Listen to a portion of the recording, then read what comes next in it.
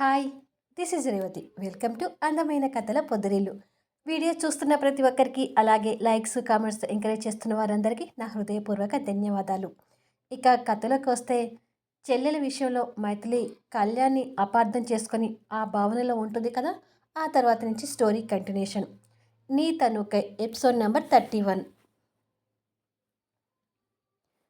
కళ్యాణ్ని తప్పుగా అర్థం చేసుకున్నాను అనే భావనలో ఉన్న మైథిలి కళ్యాణ్ పెట్టిన ముద్దుకి మైమర్చిపోయి కళ్ళు మూసుకుంటుంది. అంతలోనే మైథిలి తేరుకొని కళ్యాణ్ నుంచి దూరం జరిగి, ఏం చేస్తున్నావు అని కోపంగా అడుగుతుంది. కళ్యాణ్ కొంటెగా చూస్తూ, ఏం, నేనేమైనా చేయాలని నీకు కూడా అంత తొందరగా ఉందా అని టీజింగ్ వాయిస్తో అడుగుతాడు. ఇడియట్, ఇంకొకసారి నీ గెస్ట్ హౌస్కి రాకూడదు అని తిట్టుకుంటూ వెళ్తుంది. పోవే ఎనిమి, ఏదో ఒకరోజు నువ్వు నాకు పూర్తిగా చిక్కి తీరుతావు, ఇది మాత్రం గ్యారంటీ అని అనుకుంటాడు. ఇక్కడ మోహన్ రాజేశ్వరి గారితో కలిసి మైథిలి ఫోన్ పడేసిన దగ్గర నిలబడి తన ఫోన్ తీసుకుని చూస్తూ, ఫోన్ వదిలేసి అంత హడావుడిగా ఎక్కడికి వెళ్ళి ఉంటుందా ఆంటీ అని అడుగుతాడు కంగారు పడుతున్న రాజేశ్వరి గారిని చూస్తూ. నాకు అదే అర్థం కావట్లేదు మోహన్. చంద్రిక బయటికి వెళ్ళి రాలేదని చెప్పాను. తన ఫ్రెండ్కి ఫోన్ చేసి కనుక్కుంటాను అంటే నేను లోపలికి వెళ్ళిపోయాను. ఇంతలో ఏం జరిగిందో తెలీదు. నేను బయటికి వచ్చేసరికి మైథిలి హడావుడిగా స్కూటీ తీసుకుని వెళ్ళిపోతుంది. ఫోన్ ఏమో కింద పడి ఉంది అని అంటుంది. మోహన్ మైథిలి ఫోన్ రాజేష్కి ఇస్తూ, మీరు కంగారు పడకండి ఆంటీ, ఒకసారి నేను బయటకు వెళ్ళి చూస్తాను అని అంటుండగా కారు వచ్చి ఆగుతుంది. రాజేశ్వరి, మోహన్ అటుగా చూసేసరికి మైథిలి, చంద్రిక కారులో నుంచి దిగుతారు.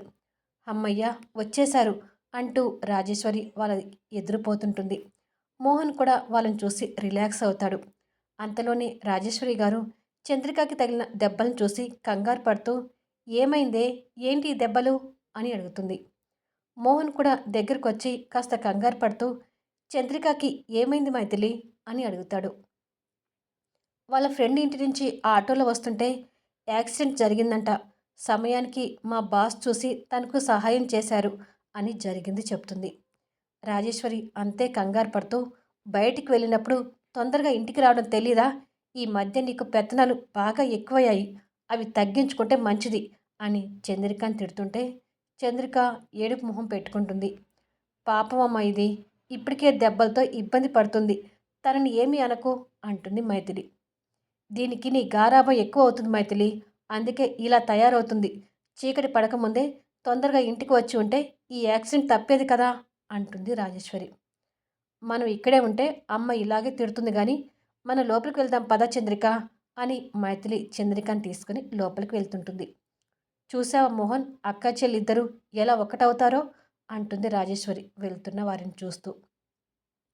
మోహన్ నవ్వి, సరే ఆంటీ, మైథిలి వాళ్ళు వచ్చారు కదా, ఇక మీరు టెన్షన్ తగ్గించుకోండి అంటాడు. పిల్లల కోసం నిన్ను ఇబ్బంది పెట్టినట్టుంది మోహన్, ఏమీ అనుకోకు అంటుంది రాజేశ్వరి. పర్వాలేదు ఆంటీ, అయినా నేను వాళ్ళ కోసం వెతకముందే వాళ్ళే ఇంటికి వచ్చారు కదా, ఇందులో నేను చేసింది ఏముందిలే. మైథిలి వాళ్ళ బాస్ ఎవరో కానీ మంచి వ్యక్తిలా ఉన్నారు, మీరు థ్యాంక్స్ చెప్పాలంటే ఆయనకు చెప్పుకోవాలి అంటాడు.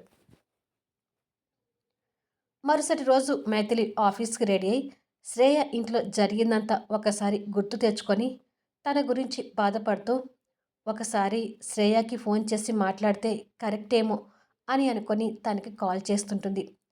జరిగిందంతా తలుచుకుంటూ ఆవేశం, కోపంతో బెడ్ మీద కూర్చొని కన్నీళ్ళు పెట్టుకుంటున్న శ్రేయ మైథిలి కాల్ చూడగానే ఇంకా ఆవేశంతో ఊగిపోతూ, నీ ఆ ఫోన్ని నేలకు వేసి కొట్టి, ఎక్కడి నుంచి దాపురించావే నాకు? కళ్యాణ్ నన్ను దూరం పెట్టడానికి పూర్తిగా నువ్వే కారణమని అర్థమవుతుంది. కళ్యాణ్ నిన్ను ప్రేమించబట్టే నన్ను కాదంటున్నాడు. ఎట్టి పరిస్థితుల్లో కూడా కళ్యాణ్ని సొంతం కానివ్వను అని ఏడుస్తుంటుంది. ఇక్కడ మైథిలి శ్రేయ ఫోన్ ట్రై చేసి, ఇదేంటి ఒక్కసారి రింగ్ అయింది, తర్వాత నుంచి అవుట్ ఆఫ్ కవరేజ్ ఏరియా అని వస్తుందేంటి? శ్రేయనే నాతో మాట్లాడడం ఇష్టం లేక ఫోన్ కట్ చేసి ఉంటుందా? మామూలుగానే శ్రేయ నన్ను శత్రువుగా చూస్తుంది, ఇప్పుడు ఇంకా నా మీద ద్వేషం పెంచుకుంటుంది. పాప శ్రేయ కళ్యాణ్ని బాగా ఇష్టపడుతుంది. ఈ మూర్ఖుడేమో తన ప్రేమను అర్థం చేసుకోకుండా కోరికలని నా వెంట పడి చంపుతున్నాడు అని అనుకుంటుండగా రాజేశ్వరి గారు కొన్ని డబ్బు నోట్లతో అక్కడికి వచ్చి, చిట్టి పాట పాడారు మైథిలి. సూర్య హాస్పిటల్ బిల్ మీ బాస్ కట్టారు కదా! ముందు వారి బాకీ తీర్చు అని మైథిలి చేతికి డబ్బిస్తుంది. అలాగేనమ్మా అని మైథిలి ఆ డబ్బు తీసుకొని హ్యాండ్ బ్యాగ్‌లో పెట్టుకుంటూ ఉండగా ఆఫీస్ కార్ వస్తుంది.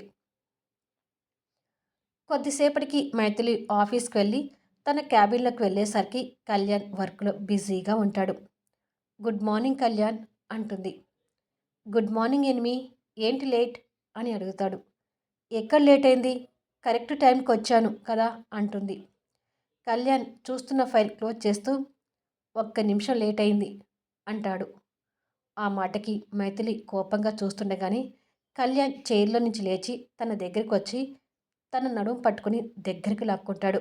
మైథిలి కోపంగా కళ్యాణ్ నుంచి విడిపించుకుంటూ ఏంటి కళ్యాణ్ ఇది? నిన్ను రాగానే నువ్వేంటో నిరూపించుకోవాలా అని అంటుంది. కళ్యాణ్ తన్ని బలవంతంగా పట్టుకుంటూ ఆఫీస్కి లేటుగా వస్తే ఇక నుండి నీకు ఇలాంటి పనిష్మెంట్స్ ఉంటాయి. ఒక్క నిమిషం లేటుగా వచ్చావు కాబట్టి ఓన్లీ హగ్ చేసుకుంటున్నాను. అదే ఒక్క నిమిషం కంటే ఎక్కువ లేట్ అయిందనుకో ముద్దులతో పనిష్మెంట్ స్టార్ట్ అయ్యి ఎక్కడి వరకు వెళ్తుందో తెలియదు అంటాడు. మైథిలి బలవంతంగా కళ్యాణ్ హక్ నుంచి విడిపించుకొని నీ పనిష్మెంట్లతో నన్ను రోజు కాల్చుకొని తింటున్నావు. నేను ఒక్క నిమిషం కూడా లేటుగా రాలేదు. కరెక్ట్ టైంకి ఆఫీస్లోకి ఎంటర్ అయ్యాను. లిఫ్ట్ పనిచేయకపోతే స్టెప్స్ ఎక్కి వచ్చాను. అందుకే ఆ ఒక్క నిమిషం లేట్ అయింది.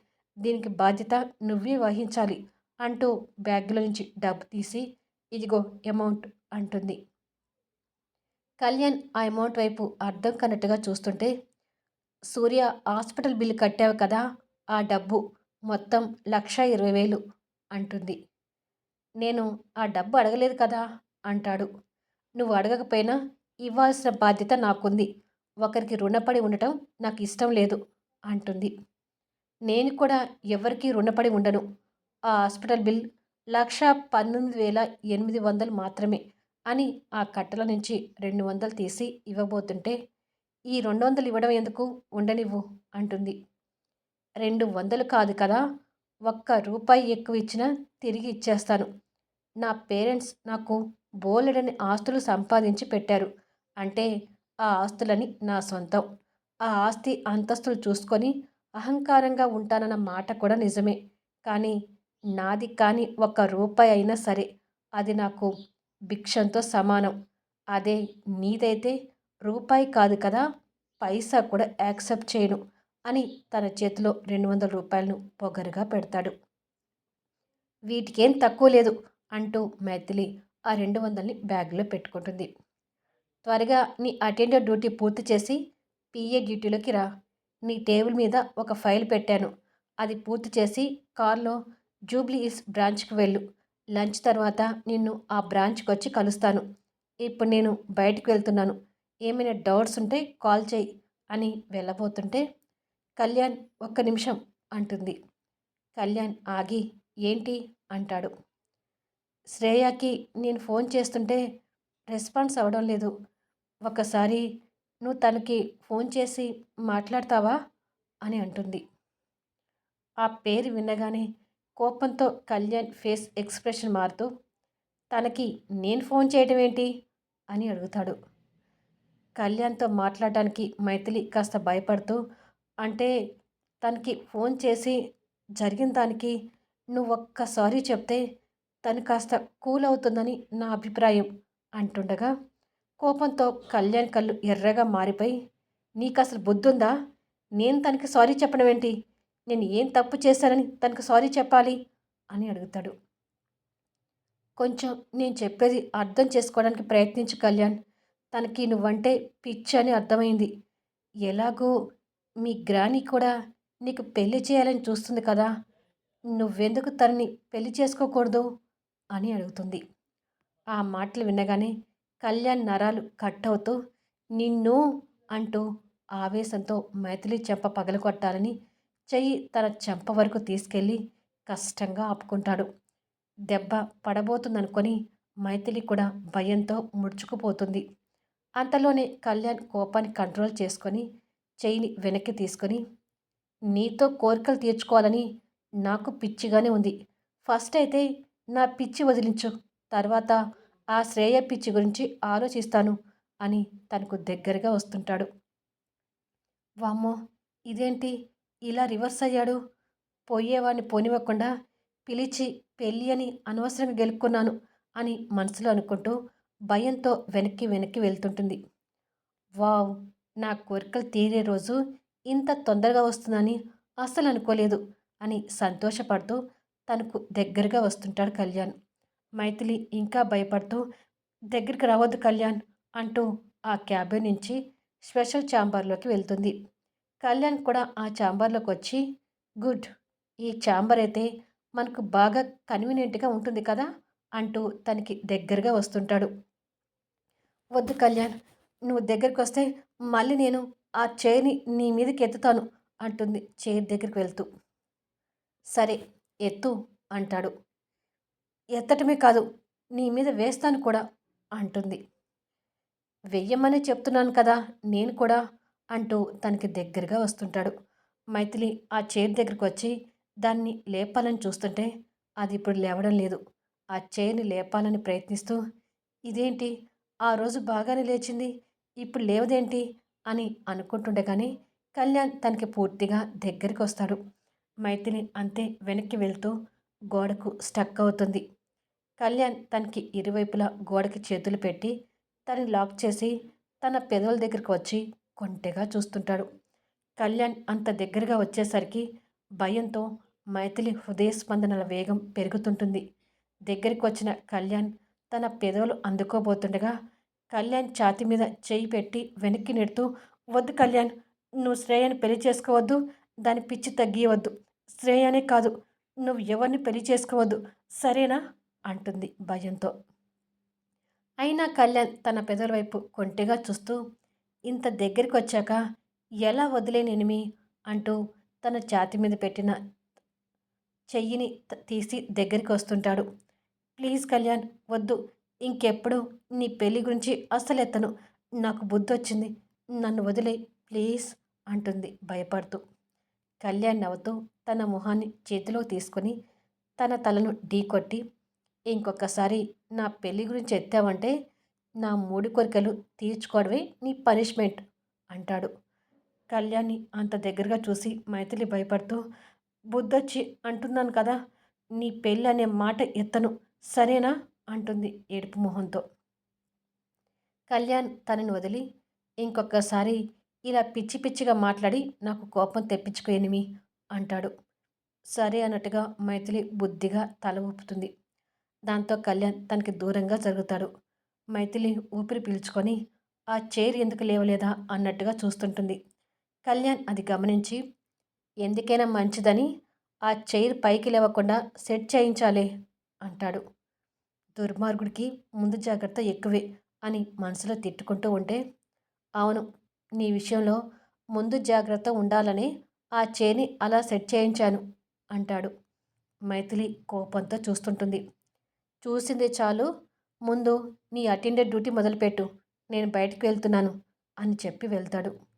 కళ్యాణ్ వెళ్ళిపోవడం చూసి మైథిలి గట్టిగా ఊపిరి పీల్చుకుంటూ కాసేపట్లో ఉక్కిరి బిక్కిరి చేసేశాడు, రాక్షసుడు రోజుకో రకంగా నరకం చూపిస్తున్నాడు అని తిట్టుకుంటూ ఆ చైర్ని మళ్ళీ లేపాలని ప్రయత్నించి ఈ చైర్ కూడా లేవట్లేదంటే ఈ మెంటలోడితో ఇంకా జాగ్రత్తగా ఉండాలి అని అనుకుంటుంది.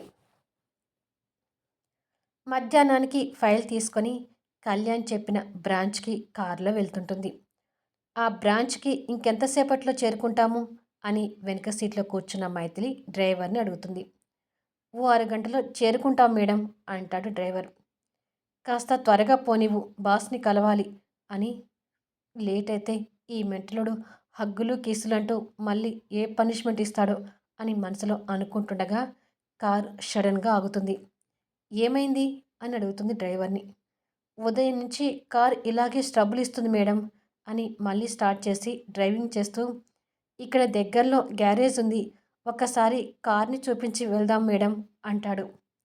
సరే ఏదైనా త్వరగా కానివ్వు అంటుంది. కొద్దిసేపటికి కార్ అర్జున్ కార్ గ్యారేజ్ ముందు ఆగుతుంది. కార్లు ఎక్కువగా ఉండటం వల్ల కాస్త దూరంలో ఆపుతాడు. డ్రైవర్ కారు దిగ్గానే మైథిలి కూడా కారు దిగుతుంది. మీరు ఇక్కడే ఉండండి మేడం.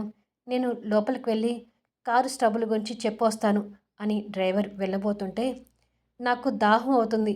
ముందు నాకు ఒక వాటర్ బాటిల్ తీసుకొచ్చి ఇచ్చి, తర్వాత మెకానిక్‌ని పిలువు అని డ్రైవర్‌కి డబ్బులిస్తుంది. అలాగే మేడం అని డ్రైవర్ అక్కడి నుంచి వెళ్తాడు. మైథిలి మెకానిక్ కోసం వెతుకుతూ గ్యారేజ్ లోపలికి వస్తుండగా, లోపలిగా కాస్త దూరంలో ఒక దృశ్యాన్ని చూసి నిర్ఘాంతపోతుంటుంది. ఆయిల్ మరకల బట్టలతో మెకానిక్ డ్రెస్లో ఉన్న కళ్యాణ్ చాప మీద కూర్చొని అర్జున్ పెట్టే పెరుగు ముద్దలు తింటున్నాడు. మైథిలి ఆ దృశ్యాన్ని ఆశ్చర్యంగా చూస్తూ, ఈ మెకానిక్ ఎవరో అచ్చం కళ్యాణ్లాగా ఉన్నాడే అని అనుకుంటుంది. అర్జున్ కళ్యాణ్ చేతిలో పెరుగు ముద్దలు పెడుతుంటే, అయినా ఈరోజు నువ్వు నీ ఆఫీస్ వర్క్ చూసుకోకుండా పొద్దున్నే ఇక్కడికి వచ్చి ఈ మెకానిక్ పని చేస్తున్నావేమిట్రా అని అడుగుతాడు. కళ్యాణ్ పెరుగు ముద్దలు తింటూ, గ్యారేజ్లో కార్లు ఎక్కువగా ఉన్నాయని వచ్చానులేరా, దాదాపు కార్లని రిపేర్ అయిపోయాయి కదా, ఇక వెళ్తానులే అంటాడు. ఆ మాటలు వినపడనంత దూరంలో ఉన్న మైథిలి కళ్యాణ్ని అలా చూస్తూ, మనుషులు పోలిన మనుషులు ప్రపంచంలో 7 ఉంటారంట. అంటే మా మెంటలోడు పోలికలతో ఉన్న మరొక మనిషి ఇక్కడ ఒకడు ఉన్నాడన్నమాట అని అనుకుంటుంది. ఇక్కడ ఇద్దరు లంచ్ చేసి చేయి కడుగుతుంటారు. ఇప్పటికే చాలా కష్టపడ్డావురా, నీ డ్రెస్ వేసుకొని ఆఫీస్కి వెళ్ళు, నేను ఈ క్యారియర్ రూమ్లో పెట్టొస్తాను అంటాడు అర్జున్. నువ్వు కూడా అలసిపోయావు అర్జున్, కొంతసేపు వెళ్ళి పడుకో, వేణు భోజనానికి వెళ్ళాడు కదా, వాడు వచ్చేదాకా వండి వెళ్తానులే అని అర్జున్ని లోపలికి పంపిస్తాడు. తర్వాత కళ్యాణ్ ఒక కార్ దగ్గరికి వచ్చి కార్ ఇంజన్ చెక్ చేస్తుంటాడు. మైథిలి ఇంకా ఆశ్చర్యంగా చూస్తూ, డౌట్ లేదు, ఇతను కళ్యాణ్ పోలికలతో ఉన్న మెకానిక్ అని అనుకుంటుండగా, కళ్యాణ్ కార్ ఇంజన్ చెక్ చేసి, ఒకసారి కార్ని స్టార్ట్ చేసి చూద్దాం అని అనుకొని డ్రైవింగ్ సీట్లోకి రాబోతూ దూరంగా ఉన్న మైథిలిని చూసి కాస్త ఆశ్చర్యపోతూ, నా ఎనిమి ఏంటి ఇక్కడికి వచ్చింది అని అనుకుంటూ తనకి కాస్త దూరంలో ఉన్న కార్ని చూసి, ఓ, కార్ ఏదో స్ట్రబుల్ ఇచ్చిందనుకుంటా అని అనుకుంటుండగా, ఇక్కడ మైథిలి బోడి ప్లాన్స్ ఆలోచిస్తూ, ఎన్ని సినిమాలు ఎన్ని టీవీ సీరియల్స్ చూడలేదు, నా జాబ్ అగ్రిమెంట్ పూర్తయ్యే వరకు ఈ మెకానిక్ని తీసుకెళ్ళి ఆ మెంటలోడి స్థానంలో కూర్చోబెడితే నేను పూర్తిగా సేవ్ అవ్వచ్చు అని సంబరపడి, ఆహా మైథిలి, నీ బుర్రే బుర్ర, నీకున్న తెలివితేటలు ఎవరికీ లేవు అని తనకి తాను మెచ్చుకొని సంతోషంతో కళ్యాణ్ దగ్గరికి వెళ్తుంది. మైథిలి ప్లాన్ ఎలా ఉంటుంది అనేది రాబోయే ఎపిసోడ్లో చూద్దాము. మరి ఈ వీడియోపై మీ అభిప్రాయాలు తెలుపుతూ కామెంట్స్ ఇవ్వండి. అలాగే లైక్స్ ఇచ్చి ఎంకరేజ్ చేయండి. స్టోరీ నచ్చి ఉంటే మీ ఫ్రెండ్స్కి షేర్ చేయండి. అలాగే మన ఛానల్లో పూర్తయిపోయిన మంచి మనసులు తొలి ముద్దు సీరియల్ వీడియోస్ని కూడా చూడని వారు చూసేయండి.